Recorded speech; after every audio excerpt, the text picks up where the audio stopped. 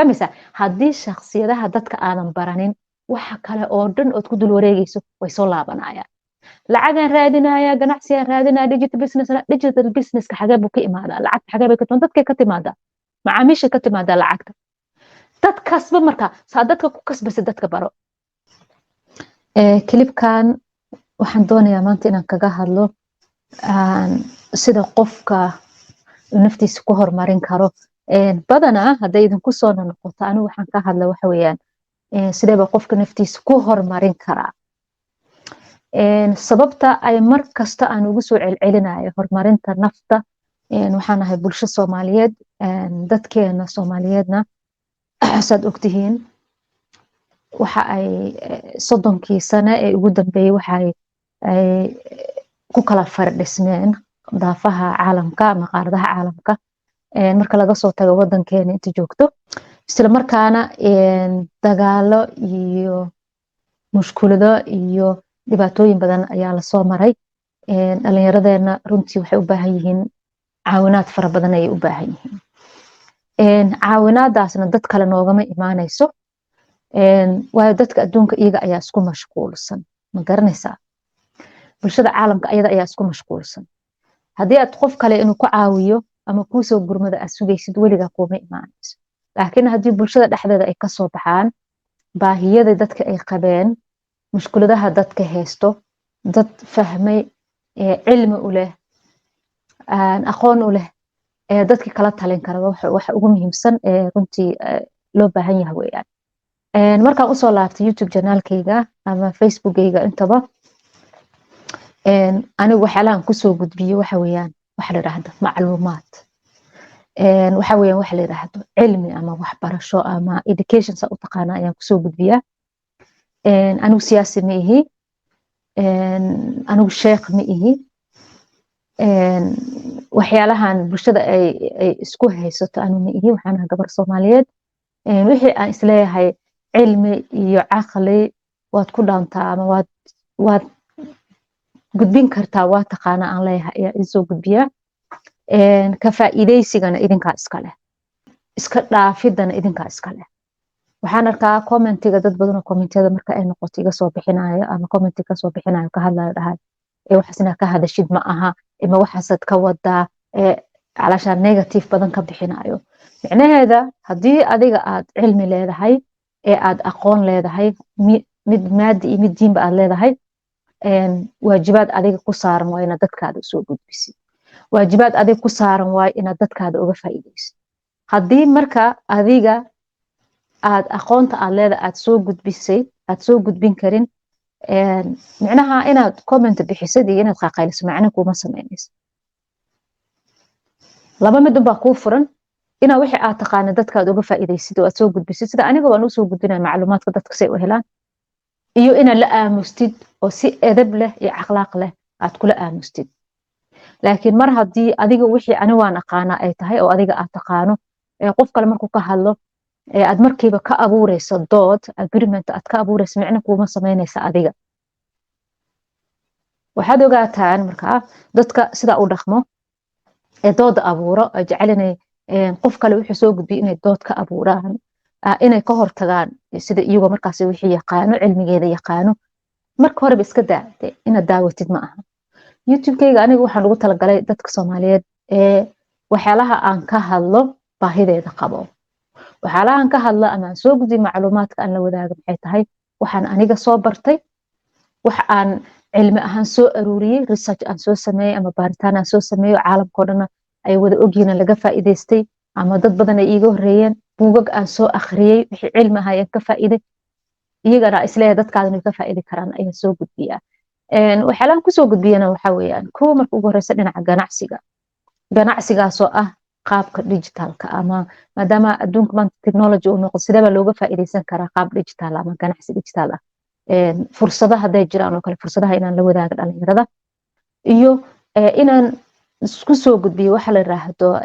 horumarinta nafta ama kasma nafeedka ama psychology-ga inta aniga aan ka bartay aan isleeyahay bulshadaada waad uga faa'iideyn kartaa ayaan ku soo gudbiyaa si dadka naftooda ay ugu horumariyaan hadii marka adiga aad taqaano wax inta ka badan bulshada waad u soo gudbin kartaa waa free YouTube channel furo Facebook fura dadka usoo gudbi laakiin inaad commentiga usoo gashay inaad dadka dood ka dhex furtid qofka wuxuu soo gudbiye aad tiraahdo waxaas ma taqaanid waxaas inaad ka hadashid ma aha hadda ma waxaasad ka hadlaysaa ma waxaasad bulshada usoo dhex dhigaysaa marka taas dadka sameeyo waxaan leeyahay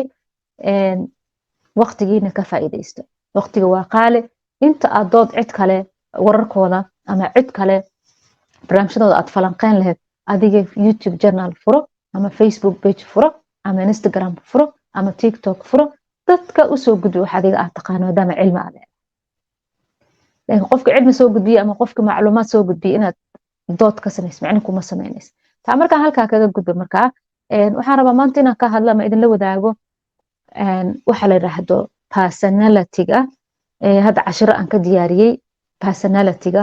oo la yiraahdo shakhsiyadda bini'aadamka haddii aad ogtiin cashiro hore waxaa jira YouTube-kayga ku jira oon kasoo hadlay inay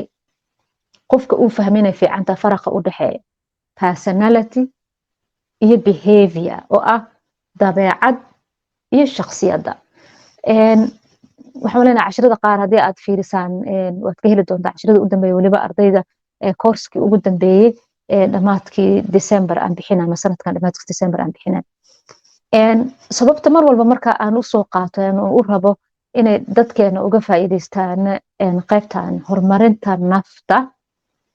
ama self development-ga waxa la yiraahdo way muhiim ay noo tahay saad ogtihiinba dadkeena Soomaalida waxaan ku dhex jirnaa bulshooyin kala duwan saan idin sheegayba aan ku bilaabay waxaan u qaxnay aan ku dhex milanay aan ku dhex noolnahay qaaradaha caalamka dadka qaaradaha caalamka aan ugu tagnay maxaan kala kulunay waxaan kala kulunay qaar aan isku dhaqan ahayn qaar aan isku diin ahayn qaar aan isku jinsi ahayn qaar aan isku midib ahayn qaar aan isku dabeecada ahayn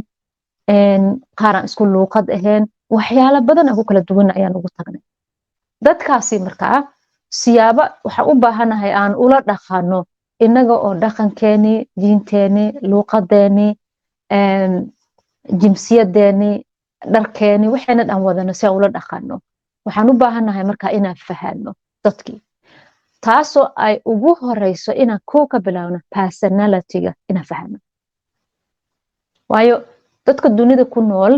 ilaa waxaa lagu qiyaasaa 7 bilyan iyo bar ama inka badan 900 dadkaasi markaa qof walba wuxuu leeyahay shakhsiyad gooni ah hab dhaqan gooni ah dabeecad u gaar ah si aad markaa ula dhaqantid dadkaasi cid kasta iyo dabeecadaheeda iyo shakhsiyadeeda iyo hab dhaqankeeda aad ugu qadaris adigana kaada lagugu qadariyo waxaad u baahan tahay inaad fahmi kartid cid kasta qof kasta ee aad la kulantid shakhsiyadda qaybta uu kasoo gala inaad ku qali kartid waxaa jiro psychology-ga ama kasmanafeedka marka laga hadlaayo personality-ga weliba gaaraha marka laga hadlaayo waxaa jiro oo laisku raacsan yahay ama dadka cilmiga psychology-ga khibrada u leh ama qubuurada ah waxay leeyihiin waxaa jira ilaa 16 shakhsiyadood ee kala duwan ee dadka caalamka ay u qaybsamaan 16ka mid kamid un baa tahay adigu daawanaya maanta dadka aad la kulanto kuwa aad la shaqayso kuwa aad dariska tihiin kuwa aad istaqaanaan kuwa aad asxaabta tihiin kuwa aad dhashay kuwa ku dhalay walaalaha qof walbana 16ka mid kamid un buu ku jiraa marka haddii 16kaasi shakhsiyadood ama baxaaliyadood ama trades waxa la yiraahdo aad baratid waxa kuu fududaanaysa inaad cid kasta la dhaqmi kartid cid kasta inaad la dhaqmi kartid ayaa kuu fududaanaysa waxa kuu fududaanayso inaad fahmi kartid qof kasta ee aad la kulantid iyo dabeecadihiisa inaad fahmi kartid oo sidiisa aad ku qalid adiga oo aan ka caroonin adiga oo aan ka xanaaqin adiga oo xumaan u arkin sababtoo ah qofka shakhsiyadiisa ama hab dhaqankiisa ama dabeecadiisa ayaad garanaysaa markaan usoo laabtay marka buuggaani buuggan waxaa la yiraahdaa surrounded by idiot buuggan waxaa qoray Thomas Erikson luuqado badan ayaa lagu turjumaa buuggaani saad arkaysaan halkaa kalarka waa dabeecadaha ama shakhsiyadda dadka u kala baxaan haddii aad aragtid guduudka waxaa jirto shakhsiyadda la yiraahdo red personality waxaa jirto shakhsiyad la yiraahdo maxay aheeday yellow personality waxaa jirto shakhsiyad la yiraahdo green personality waxaa jirto shakhsiyad la yiraahdo blue personality